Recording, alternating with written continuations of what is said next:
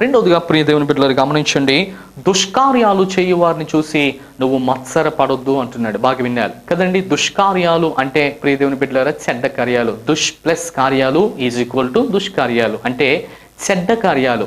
చెడ్డ కార్యాలు చేసే వారిని చూసి నువ్వు మత్సరం పెట్టుకోవద్దు మనసులో. బాగా వినాలి. మత్సరము అంటే ప్రియ దేవుని బిడ్డలారా గమనించండి, ఉదాహరణకు ఒక వైట్ పేపర్ మనం తీసుకున్నాం అనుకోండి, దాని మీద ఇంకు జల్లుతాం. ఇంకు జల్లినప్పుడు మచ్చలన్నీ కూడా దాని మీద పడతాయి.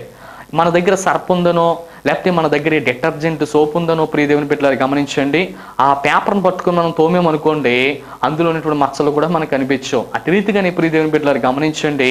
కానీ అదే ఒకవేళ బట్టల మీద మనం జల్లేమనుకోండి, ఆ యొక్క బట్టల మీద ఉన్నటువంటి మరకలు పోవాలని అంటే మనం ఏం చేయాలి అని అంటే అక్కడ చెప్తున్నటువంటి మాట ఏంటో తెలుసండి, మత్సర పడకుము అని అంటున్నాడు. బాగా వినాలి. ఆ మచ్చలు దాని మీద ఉన్నటువంటి మచ్చలు పోవాలంటే మనం ఏం చేస్తాం, దాన్ని శుభ్రంగా ఏం చేస్తాం, కడుగుతాం కదండి, మంచిగా నానబెడతాం. ఉన్నటువంటి కెమికల్స్ ఏమైనా వేసి ఆ మచ్చను మ్యాక్సిమం ప్రియ దేవుని బిడ్డలారా ఎంత తుప్పు పట్టిన మరకైనా, ఎంత ప్రియ దేవుని బిడ్డలారా పాలిన మరకైనా దాన్ని పోగొట్టడానికి మనము ఇష్టపడతా ఉంటాం. అలాగునే దేవుని వాక్యంలో మనం బాగా గమనించగలిగితే దుష్కార్యాలు చేసే వారిని చూసి నీవేమాత్రం కూడా మత్సరము పడొద్దు దావీదు అంటున్నాడు. బాగా వినాలి. దుష్కార్యాలు నీ కోసం ఒకవేళ నీ యొక్క జీవితంలో ఏమండి చెడ్డ కార్యాలు చేసే వారిని కోసం చూసి నువ్వేమాత్రం కూడా ఏం చేయదో తెలుసా, మత్సరము పడొద్దు అంటున్నాడు. ప్రియ దేవుని బిడ్డలారా గమనించండి. కనుక ఒక్కొక్కసారి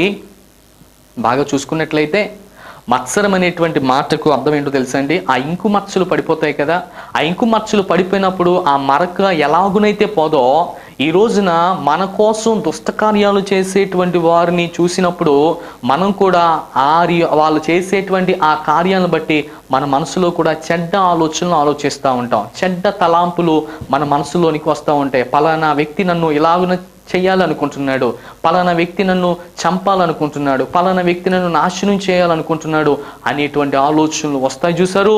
అటువంటి ఆలోచనల్ని దేవుడు అంటున్నాడు కదా, ఇదిగో దుష్కార్యాలు చేసేటువంటి వారిని చూసి నువ్వు ఏమాత్రం కూడా మత్సర పడొద్దు. మనస్సులోనికి ఆ మత్స వారు ఇలా చేస్తున్నారు కదా అనేటువంటి మత్స నీ జీవితంలోనికి ఏమాత్రం కూడా రానివద్దు అంటున్నాడు.